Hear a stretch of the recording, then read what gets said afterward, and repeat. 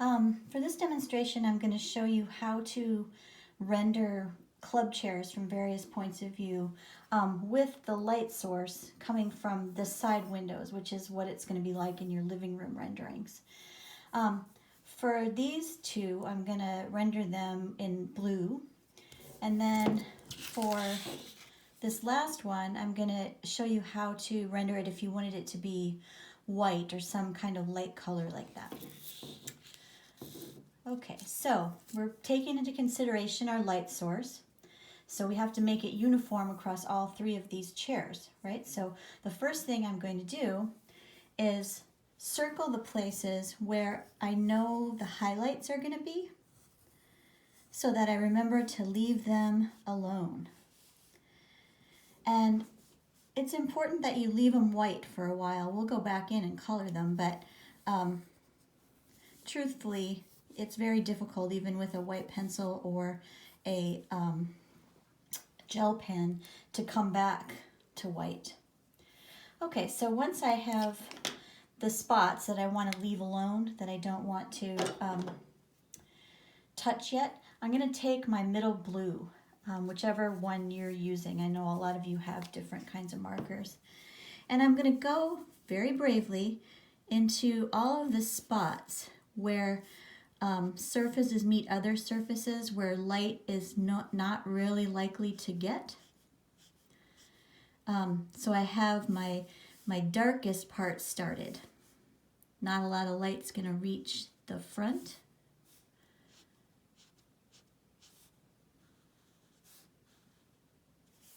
And then I'm going to make sure I'm not just finishing one, but I'm actually moving around my drawing so that I can give time for things to dry when I go to add another layer.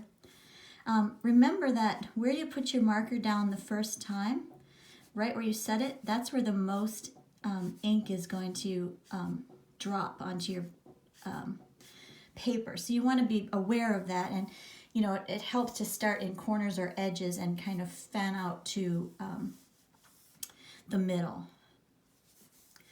All right. Now that I have my middle blue, I'm going to go in with my light blue and I'm going to color in all the spots that are next to my white.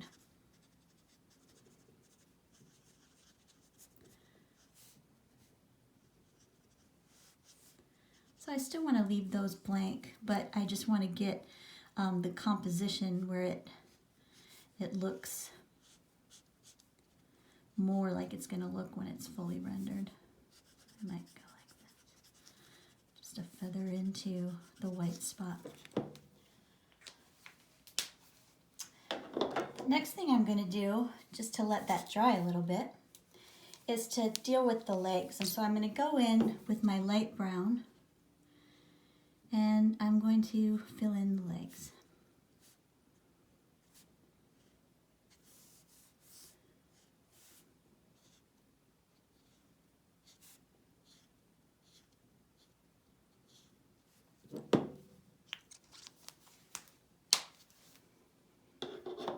Okay, time to be real brave.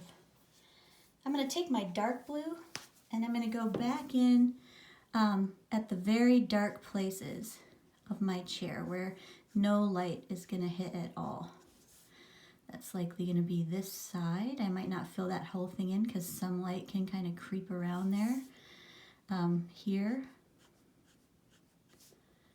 here,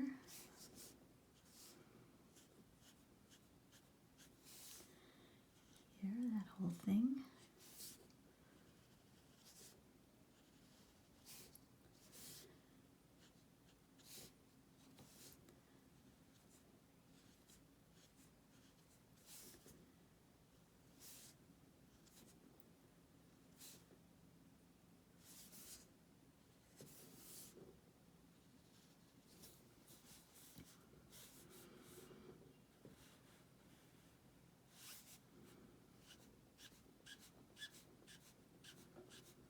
If you have the block markers, they can work just fine too. You may want to give yourself an outline with the small tip in order to guide where you put your marker down first.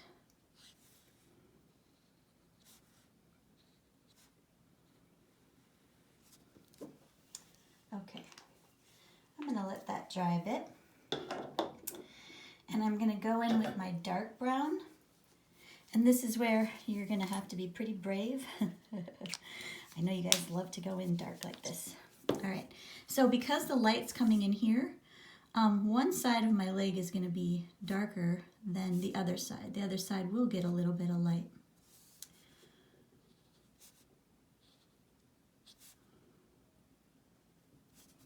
Okay, now for the cast shadow.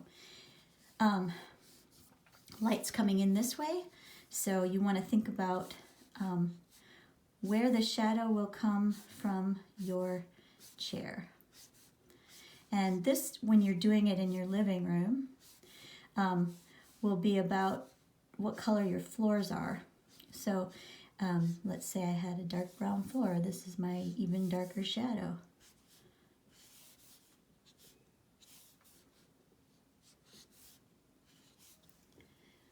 And we'll do the same over here.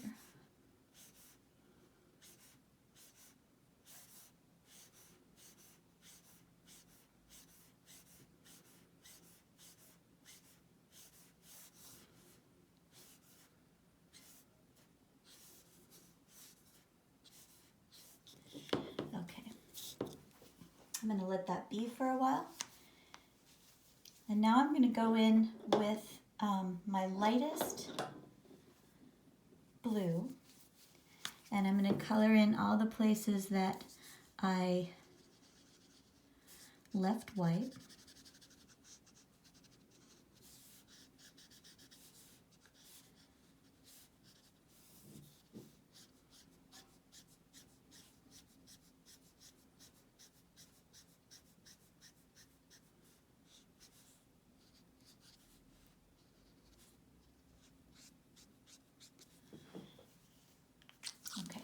Now I want to take my medium blue and I want to go back in where the dark, not where the darkest parts are, but I do want to go over the darkest parts again and just give myself the middle range between the darkest and the lightest highlights.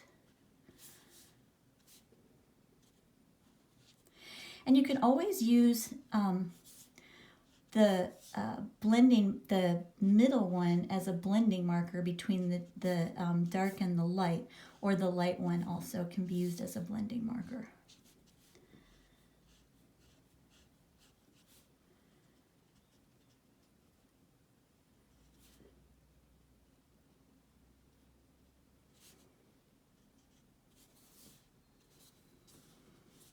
So I would go in here, kind of blend that dark into the lightest parts.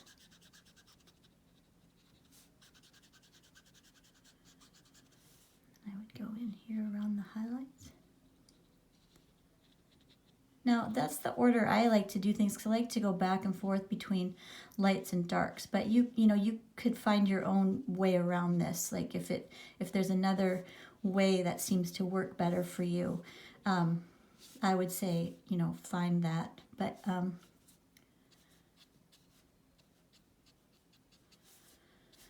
okay, so now I'm going to take my colorless blender. And we haven't talked much about this. The colorless blender can't really blend, like you can't mix a red and a yellow and get orange. What it kind of acts like is an eraser to sort of blur edges between various shades of similar colors. It also adds more solution to it, so you can get a little bit of a more blurry watercolor effect.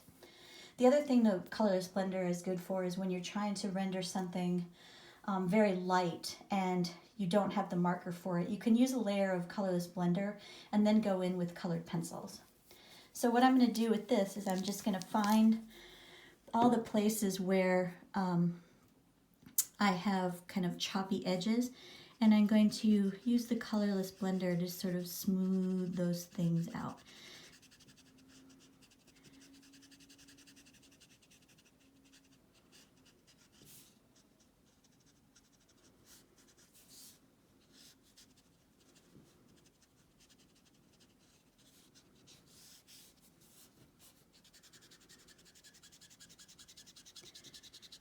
It takes a minute for the solution to kind of blend it out totally, and you won't get rid of all of those lines. If you don't like those kind of brushy lines, you can also always go back in with your marker again and just add more into those spaces if you want to tidy that up in that way. I kind of like a more loose interpretation. I might also come in and blend the legs out a little bit and blend the shadow out a little bit.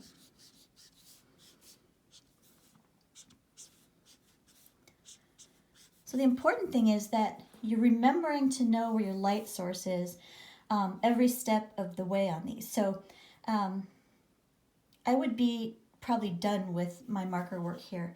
And what I would do now is probably go in with colored pencils and tighten up some of the lines and the details. So I'm going to start with my blue pencil, and I'm just going to give these seams a little bit of a punch up, because that way you feel like you're getting a little more detail.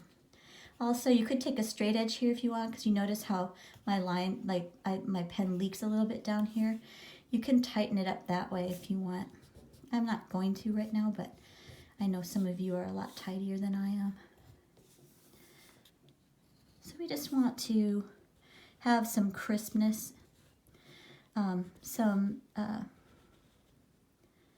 tightening of the form. You know what that is. Okay, so then I'm probably going to take my black pencil, and I'm just going to give myself a little more definition on the dark side of the legs and the bottom, so that you can differentiate between the leg and the shadow. Maybe it comes out a little bit like that. You can also use black to go back into your chair if you want to.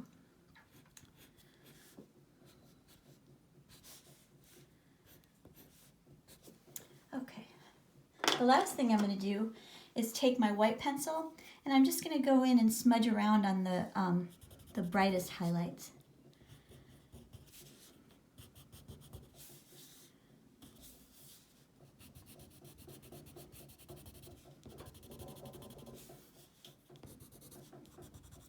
Remember, when you're working with your colored pencils, keep them sharp, because they will build up what's called burnishing. It's a it gets rubbed so hard that pencil won't come off anymore. I forgot one last detail.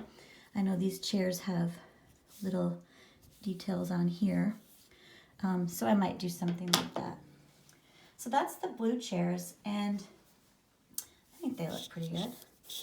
Now let me show you what I'm going to do to render this chair in white.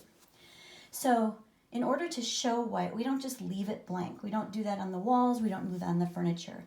What we have to do to show white is to show gray in all the darkest parts. Sorry about that. So what I'm going to do is I'm going to go very boldly with my 50% gray. And I'm going to go into all of the darkest seams again, like I did with the dark blue, and the bottom parts where not a lot of light is going to hit.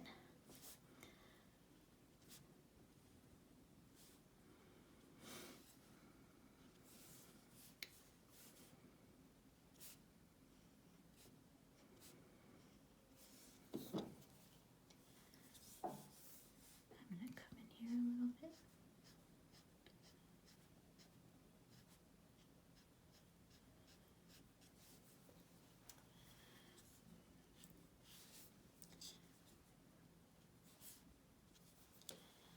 Okay, now that's what I'm going to do with the gray, but I'm going to take my colorless blender and I'm going to go over the whole thing. So I want to start here. I'm basically just giving it a layer of solution from the marker so that it's not just the bare paper.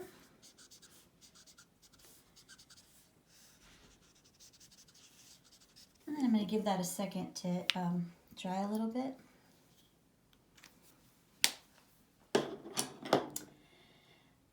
Then I'm going to take my black pencil and I'm going to give a little definition at the seams. Now you don't want to come in and outline everything the same. Remember how I kind of caution you to not give yourself a full, heavy, one-weighted contour line everywhere. But we want to give a little definition. So I'll go on the dark side of the chair legs. Okay? And then, very simply, I'm going to take my white pencil, and on the light parts, I'm just going to give myself a layer of white. And that's it. We'll do more tutorials, but I hope that this was enjoyable, and I will look forward to giving you another one. All right, bye.